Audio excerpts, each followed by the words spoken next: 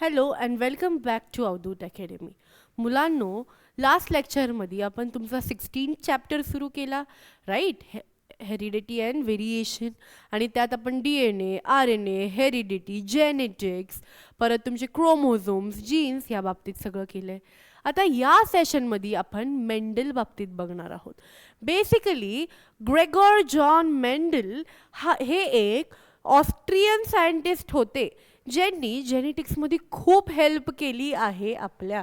ह्यांनी वेगळे वेगळे कॅरेक्टरिस्टिक्स आणि जीन डिस्कवरीला आपल्याला हेल्प केली आहे. बघूयात कसं. बेसिकली पहा, genetic material is transferred in equal quantity from both parents. Mendel काय म्हणला की जेनेटिक मटेरियल जे आहे, कॅरेक्टरिस्टिक जे आहेत, ते दोन्ही पेरेंट्स देतात. मग असं का आहे की एकाच पेरेंट्सचे दिसतात किंवा वेगळे दिसतात, हे त्यांनी एक्सपेरिमेंटवरून ठरवलं.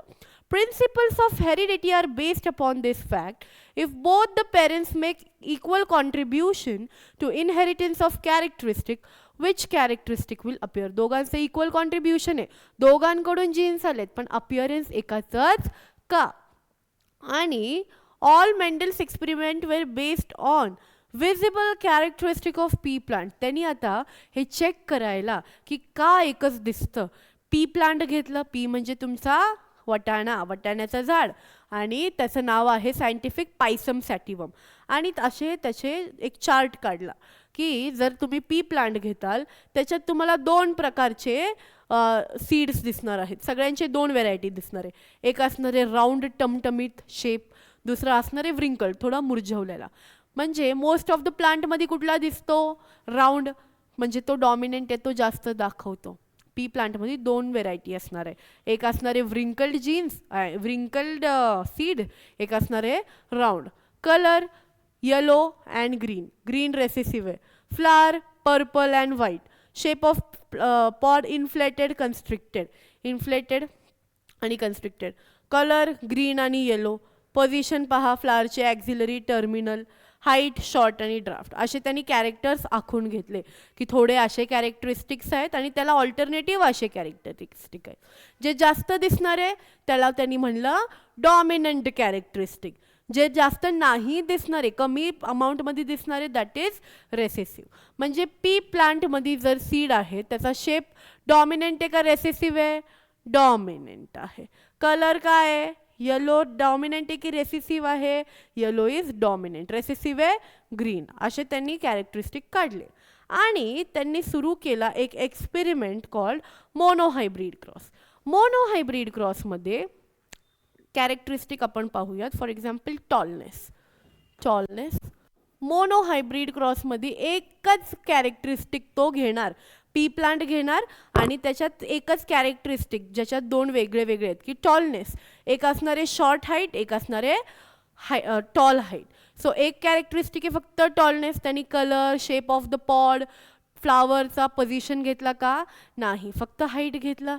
मग ह्याला म्हणायचं मोनोहायब्रिड क्रॉस. मोनोहायब्रिड क्रॉसमध्ये एक कॅरेक्टरिस्टिक फक्त चेक करतात, एक characteristic, one set of characteristic check करतात. In this experiment, Mendel brought about a cross between two pea plant with only one contrasting characteristic. म्हणजे त्या पी प्लांटचं सगळं सेम होतं, फक्त एक कॅरेक्टरिस्टिक जो होता तो होता contrasting. This type of cross is called as monohybrid cross. या क्रॉसला बोलायचं मोनोहायब्रिड क्रॉस. ठीक आहे, की जिथं फक्त एक कॉन्ट्रास्टिंग कॅरेक्टरिस्टिक असणार. काय केलं पहा, एक टॉल प्लांट घेतलं, एक ड्वॉर्फ. टॉलचं दोन्ही कॅपिटल टी आहे, ड्वॉर्फचं दोन्ही शॉर्ट टी आहे. T T T T T same आहे, फक्त शॉर्ट आणि टॉल. मग टॉलचा कुठला येणार आहे गॅमेट? Capital T. शॉर्टचा कुठला येणार आहे? Small T. मग फर्स्ट जनरेशनमध्ये काय आलं? टी आणि टी. टॉल तिथे डॉमिनंट आला, म्हणजे टी टी, ह्याच्यातून टीच येणार आहे खाली, ह्याच्यातून स्मॉल टीच येणार आहे.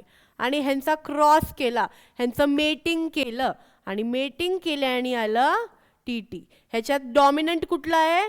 कॅपिटल टी विच इज तो प्लांट काय असणार आहे, टॉल असणार आहे. तो प्लांट काय होता, टॉल होता, राईट. पण त्याचं आता जिनोटाईप कसं झालं, कॅपिटल आणि स्मॉल टी. आपल्या ओरिजिनल टॉलचं काय होतं जिनोटाईप, टी, दोन्ही पण कॅपिटल आहेत. बट जेव्हा तुम्ही मोनोहायब्रिड फर्स्ट क्रॉस केला तेव्हा तुम्हाला काय भेटलं, स्मॉल आणि कॅपिटल टी. स्टील तो प्लांट टॉल आहे, फक्त त्याच्या जिनोटाईपमध्ये एक स्मॉल टी पण प्रेझेंट आहे. आता ह्यानी काय केलं, हे जे आपल्याला आलेत,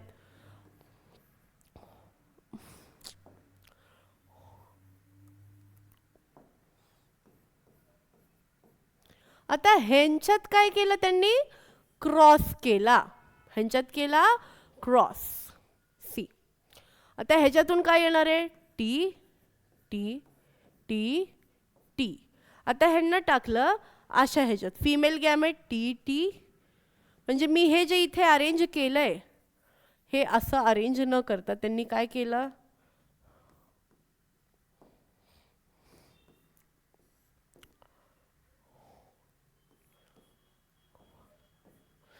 म्हणजे जेव्हा हे दोन टी सोबत येणारे, हे फिमेल गॅमेट आहे बरं आणि हे मेल गॅमेट आहे. क्रॉसमध्ये काय होणार, ह्यांचा क्रॉस होणार, दोन कॅपिटल टी, ह्याचा आणि स्मॉल ह्याचा क्रॉस होणार, हे आणि हे होणार कॅपिटल आणि स्मॉल टी, आणि इथे small and small T.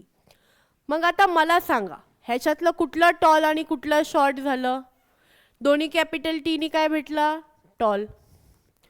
Capital T small टीनी tall, capital T small T tall, आणि स्मॉल टी ड्वॉर्फ म्हणजे शॉर्ट. म्हणजे जरी तुम्ही दोन्ही टॉल प्लांट घेताल ज्याचे जिनोटाईप थोडेसे एक स्मॉल एक कॅपिटल टी आहे, त्याच्यात तुम्हाला तीनही टॉल भेटून फक्त एकच ड्वॉर्फ भेटणार आहे सेकंड जनरेशनला. हे मेंडलनी सांगितलं तुमच्या पनेट स्क्वेअरनी. This is the second generation. First जनरेशनला टॉलच होता, सेकंड जनरेशनला 3 टॉल निघले, एक शॉर्ट निघला. ह्याच्यावरून त्यांनी काय सांगितले पहा. In this experiment, Mendel observed that all plants of first filial generation were tall. First filial generation, first hybrid generation चे काय होते, शॉर्ट आणि टॉल. जर तुम्ही त्यांचं क्रॉस केला तर सगळे टॉलच होते फर्स्ट जनरेशनला. But he realise that the tall plants of F generation were different from tall plants of first generation. जे इथे टॉल प्लांट्स होते ह्यांच्यापेक्षा वरचा टॉल प्लांट जो त्याच्यात टी टी होते दोन्ही, ते वेगळा होता असं त्यांनी रिअलाइज केलं. Because parents of F1 plants are tall as well as dwarf. का, कारण पहिलं जे प्लांट सगळ्यात आधी होतं कॅपिटल टी, त्याच्यात दोन्हीचे पेरेंट टॉल होते, दोन्ही डॉमिनंट टी आलते. बट सेकंड जनरेशनला एक शॉर्ट जीन आणि एक टॉल जीन होतं, म्हणून त्यांच्यात थोडा डिफरन्स होता. Depending on the observation of F1 generation, Mendel concluded that factors of tall plant are dominant over the factors of dwarf plant. म्हणजे काय सांगितलं की टॉल प्लांट नेहमी डॉमिनंट होता शॉर्ट प्लांट्स वरती. Though all plants in F1 generation वर tall, they contain the factor responsible for dwarfness. जरी हे टॉल असतील फर्स्ट जनरेशनचे, बट त्यांच्यात एक शॉर्टनेस ड्वॉर्फनेसवाला पण जीन आहे. मग त्यांनी ह्यांचा क्रॉस केला जे आपण इथे केला आहे. ठीक आहे, जिनोटाईप मिक्स झालं. एक्सटर्नल कॅरेक्टर जे आहे फिनोटाईप ज्याला म्हणतात ते सेम आहे, बट आतलं जेनेटिक कॉन्स्टिट्यूशन तर चेंज झालंय. टॉल आहे बट शॉर्टनेसवाला पण जीन तिथे प्रेझेंट असणारच आहे.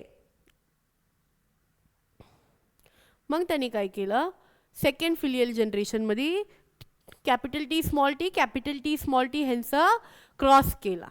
टॉल आणि ड्वार्फ प्लांट्स दोन्ही भेटले. किती, 3 टॉल भेटले, एक ड्वार्फ भेटला. Thus, it can be inferred that at F2 generation, phenotypically there are 2 type of plant, whereas genotypically there are 3 type of plant. आता फिनोटाईप आणि जिनोटाईप म्हणजे काय? फिनोटाईप म्हणजे आतलं काही घेणं देणं नाही, जे बाहेरून दिसतं. जसं की इथे 3 पण टॉल आहेत, पण या तिन्ही टॉलमध्ये फरक आहे की नाही? इथे दोन्ही पण टॉलचे जीन आहेत. इथे एक टॉल एक शॉर्टचा जीन आहे, एक टॉल एक शॉर्टचा जीन, म्हणजे बाहेरून तो टॉलच असणार आहे. ह्याला म्हणायचं फिनोटाईप. बाहेरचं physical appearance is your phenotype, but आतमध्ये जे जेनेटिक कॉन्स्टिट्यूशन आहे त्याला म्हणायचं जीनोटाईप. त्याला काय म्हणायचं? जीनोटाईप. ठीक आहे, एवढं लक्षात ठेवा. देन त्यांनी काय सांगितलं की फिनोटिपिकली आपल्याला दोन भेटले, टॉल आणि शॉर्ट.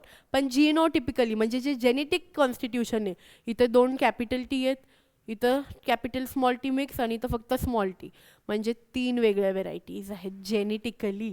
कॅपिटल, स्मॉल कॅपिटल आणि फक्त स्मॉल, असं सेकंड ह्याच्यात तुम्हाला भेटलं आहे. मग मेंडलने काय केलं आता? त्यांनी दोन कॅरेक्टरिस्टिक डायहायब्रिड क्रॉसमध्ये, इथं आपण एकच कॅरेक्टरिस्टिक घेतलं होतं की नाही, हाईटचं, टॉलनेस, तसं मेंडलनी आता दोन वेगळे कॅरेक्टरिस्टिक घेतले. पहा कसे. त्यांनी घेतलं एक राऊंड येलो, जे पी होता, राऊंड होता आणि येलो होता, म्हणजे डॉमिनंट कॅरेक्टरिस्टिक आहे. आणि इथे काय आहे? रिंकल्ड ग्रीन, म्हणजे रेसेसिव्ह. रिंकल्ड आणि ग्रीन, तो टमटमीत नाही, एकदम मुरजलेला आणि ग्रीन, हे जे रेसेसिव्ह कॅरेक्टर आहेत. त्यांच्यापासून त्याला कुठले गॅमेट्स भेटले पहा. इथून dominant R, capital Y, small R Y, म्हणजे राऊंड येलो आणि रिंकल्ड ग्रीन. त्याच्यापासून F1 जनरेशन काय भेटली? आर आर वाय वाय, एक कॅपिटल एक स्मॉल, एक कॅपिटल एक स्मॉल. काय असणार आहे? राऊंड आणि येलोच असणार आहे. बट इथे काय प्रेझेंट आहे? रिंकल्ड आणि ग्रीन जे रेसेसिव्ह आहेत त्याचे पण जीन्स प्रेझेंट आहेत. ह्यांची सेल्फिंग केली, ह्यांना याच्यातल्या दोन ह्याची आपण क्रॉस केला, सेल्फिंग केली, आणि आता कुठले गॅमेट्स भेटले पहा. Capital R capital Y, capital R small Y, small R capital Y, small R small Y, असे चार गॅमेट भेटले. त्यांना आपण परत पनेट स्क्वेअरमध्ये टाकलं आणि त्यांचं पाहिलं तर रेशिओ पहा काय आला.